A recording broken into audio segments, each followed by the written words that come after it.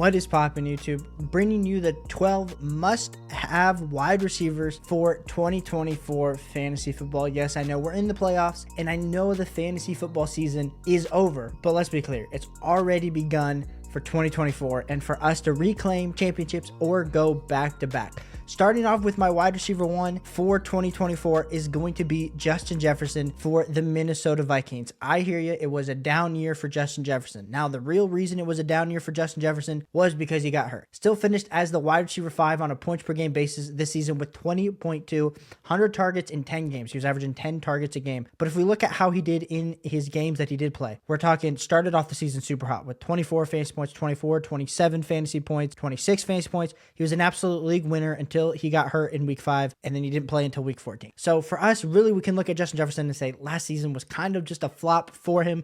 We would love for him to come back. We'd love to see a good quarterback, whether that's Kirk Cousins, maybe they sign someone in free agency, still to be determined. That's the only part about putting Justin Jefferson as my wide receiver one heading into 2024. I still think he's the most talented wide receiver in fantasy football in the NFL, so I'm going to be sticking with him here as my wide receiver one. My wide receiver two is going to be none other than Tyreek Hill. Yes, Tyreek Hill will be another year older. He will be 30 years old heading into that 31 season. At what point is this speed going to fall off? I don't know, but even if it falls off just a little bit, my man is absolutely electric with the ball in his hands. Finished as the wide receiver 2 this season with 23.5 fantasy points. Yes, would love to see Tyreek Hill and Tua back together again because Tua absolutely locks in Tyreek Hill. Yes, is this offense for the Dolphins felt a little bit one-dimensional this year with Tyreek Hill? It did because Jalen Waddle didn't get the volume that we were hoping for or wanted to see. But if you're a Tyreek Hill owner, you absolutely love to see the 171 targets. Love to see the 119 receptions, that almost the 1,800 receiving yards, only got to 1,799, 15.1 yards per reception, 1,800 air yards, which tells you all you need to know. My man was making the most out of his opportunity with the Dolphins.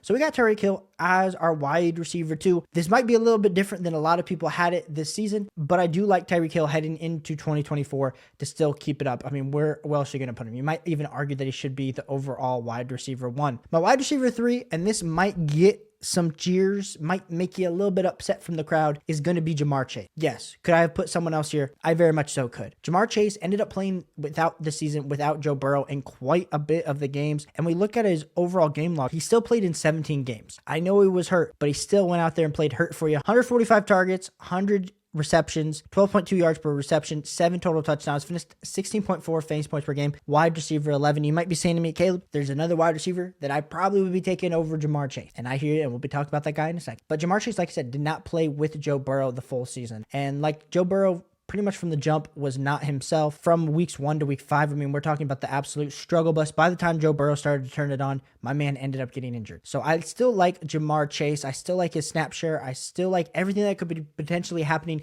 in this Bengals offense. I know they're losing their offensive coordinator. Joe Burrow's coming back healthy. Are they going to re-sign T. Higgins? I don't know. But even if they don't re-sign T. Higgins, we've still seen Ja'Marr Chase be an absolute target hog in his time in the NFL. It's really only getting better. I mean, we're talking 2021 only had 128 targets, 2022 134, and this season with 145. I mean, this season could have been massive for him if Joe Burrow played the full season. Now, expecting Joe Burrow to come back fully healthy, we can never predict nor discount injuries by any stretch of the imagination. But if Ja'Marr Chase gets a full season with Joe Burrow, we're talking about Ja'Marr Chase as someone that could easily be putting up the wide receiver 1 numbers in fantasy. So give me some Ja'Marr Chase here as my wide receiver 3. My wide receiver 4 is going to be Ceedee Lamb. Ceedee Lamb finished the season as the overall wide receiver 1 with 23.7 fantasy points per game. If you had Ceedee Lamb, you easily were making it into the playoffs, and you probably made quite a bit of run with 181 targets, 135 receptions, 1,700 yards, and 12 total touchdowns. Now, the Cowboys did acknowledge that they're bringing back Mike McCarthy for 2024. What does that mean for this overall offense? I think it's still good for Ceedee Lamb and Dak Prescott. And like I said, 17 games with 181 targets. I mean, we're talking the absolute ceiling is what we just saw this season from Ceedee Lamb. So you might be saying to me, Caleb, I think the ceiling of Ceedee Lamb is higher than Ja'Marr Chase, even with Joe Burrow. And I think that is definitely up for debate. I still think it's a pretty clear Justin Jefferson, Tyreek Hill as the wide receiver 1, wide receiver 2, with Ceedee Lamb and Ja'Marr Chase coming in as wide receiver 3, wide receiver 4, just depending on your absolute flavor, but we do like some Ceedee Lamb, and he had an absolute massive season. We move on to our wide receiver 5, and that is going to be Amon Ra, the Sun God St. Brown. Put up 20.7 fantasy points per game, finished as the wide receiver 4, 12.7 yards per reception, 164 targets, 119 receptions. Where we're talking about these alpha level wide receivers getting more than 150 targets, I mean, absolute big dog status for Amon Ra St. Brown. We were a little bit worried about Sam Laporta early on in the season, but I actually think Sam Laporta helps open things up for Amon-Ra St. Brown. I know there's a little bit of worry about what's going to be happening, whether they're going to add another wide receiver in this draft. I would not be concerned personally myself because they do still have Jameson Williams. They probably want to develop him a little bit more. They'll probably add some type of lower level wide receiver in the draft this season, but still give me some Amon-Ra St. Brown as the wide receiver 5 heading into the next season.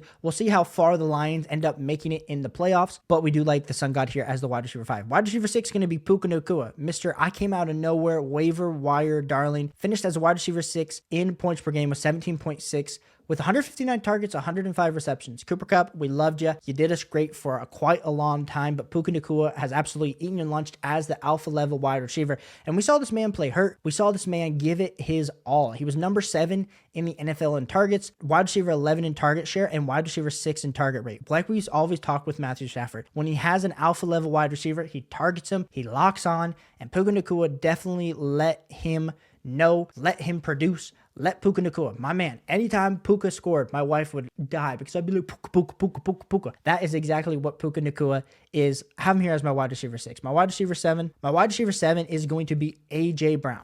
And A.J. Brown kind of had a down end to the year when we're talking about production wise, where in week 17 only had 9.3 fantasy points, in week 16 only had 14 fantasy points, in week 15 only had 10 fantasy points. When you're considering he started off super hot, I mean, in week 3 he had 22, 38 in week 4, 18 in week 5, 20 in week 6, 29 in week 7, 33 in week 8. My man was on an absolute tear. And so you're going to say, what happened? I think a few different things happened to this overall offense to put him at only 17 fantasy points per game, wide receiver 8. I mean, he did have 158 targets, 106 receptions, 7 receiving touchdowns compared to last year where he had 11. I think the touchdown upside kind of decreased as the season went on. And like we saw with the Eagles versus the Buccaneers, this offense just didn't seem to have it in the moments that they needed to have it. But still, wide receiver 7 on a target rate, wide receiver 8 on targets for the whole season, wide receiver 6 on target share, routes run, wide receiver 14, and route participation was at wide receiver 1, and he had wide receiver 4 on air yards. The thing that we like to see with A.J. Brown, still getting the deep targets, still an absolute alpha level wide receiver. Now, what's going to happen between him and the Eagles this offseason will be TBD, to be determined, but he will be turning 27. A.J. Brown has been and is entering into the prime of his career over these next 2 seasons. I like A.J. Brown here. I wouldn't be too worried about his overall outlook, of course, unless he lands on someone like the Atlanta Falcons. Then we move on to our next guy,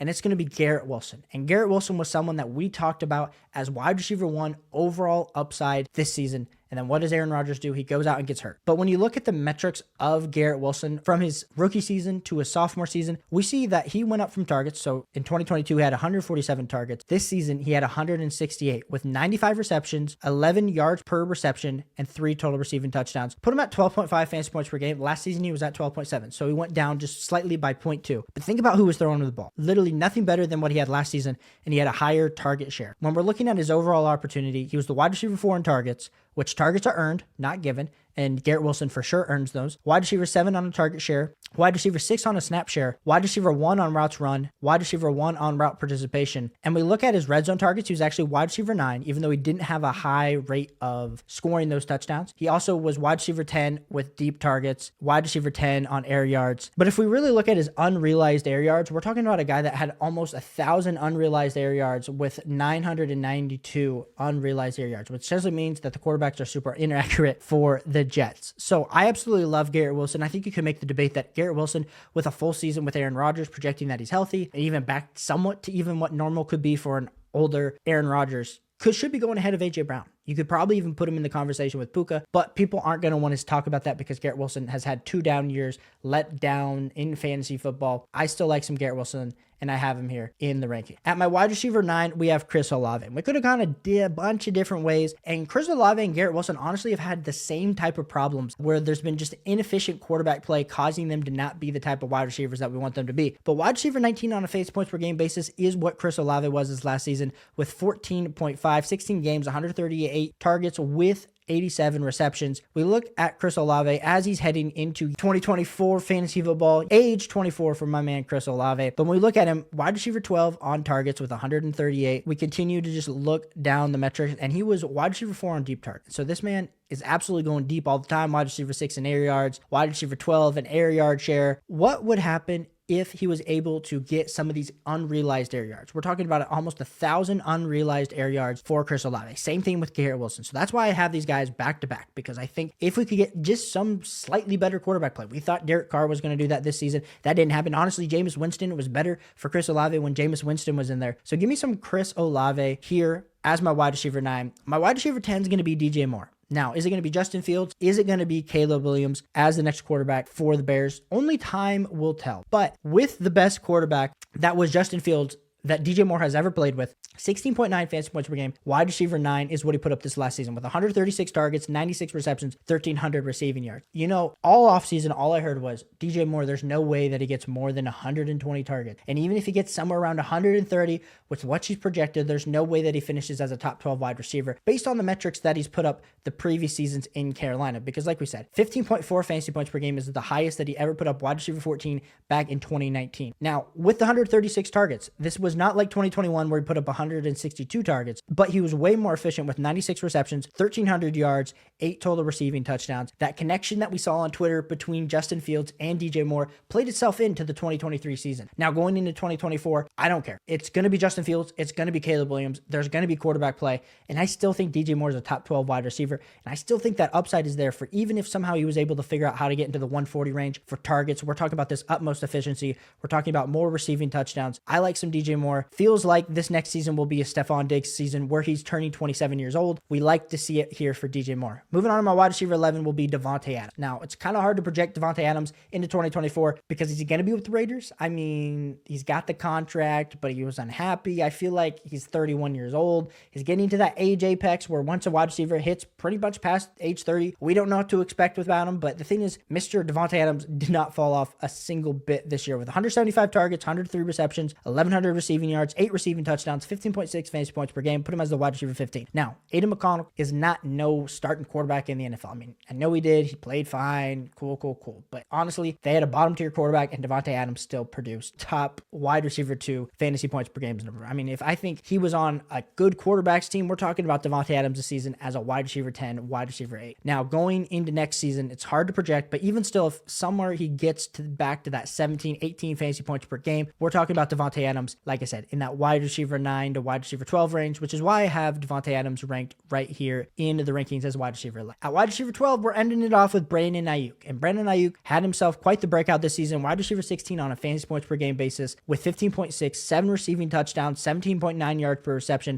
105 targets. Now, we would love to see that target share go up, but like when you're playing in the 49ers offense, you're competing with targets from Debo, George Kittle, even CMC out of the backfield. It is really hard. But Brandon Aiyuk took that alpha level step for the 49ers. We'll see where they finish off in the playoffs, but I do like Brandon Aiyuk rounding out my wide receiver 12 tier for 2024. Now, I'll give you a little bit of a freebie here. I think there could be a debate here between Brandon Aiyuk and Marvin Harrison Jr. Depending on where Marvin Harrison Jr. ends up this next season, whether he's going to the Patriots, whether he ends up with the Cardinals, which would be super ideal, I think Marvin Harrison Jr. has the chance to be a wide receiver 1 in fantasy football. I know that's absolutely crazy. We haven't really seen a ton of rookies do it. I mean, we just saw Puka and Nacua do it, but that really came out of nowhere. We thought this season Jackson Smith and Jigba might be able to do it, but then we saw what happened with Jackson Smith and Jigba. Jordan Addison, Zay Flowers had their moments. It's hard to rely on these rookie wide receivers and say, yep, they're going to be a bona fide wide receiver 1 in fantasy football. But I think someone like Marvin Harrison Jr., who has the pedigree of being this generational type wide receiver, if he lands in the right situation with an offense that has to chuck it around the yard, I think Marvin Harrison Jr. could definitely be in this conversation. So I appreciate you guys so much for tuning in. Hit that like button, hit that subscribe button. A lot more content coming. I know I took a little bit of break off, but we're back and at it with videos that are coming pretty much every day to every other day for you. So hit that subscribe button on the way to 2,000 subscribers, and I'll catch you on the next one.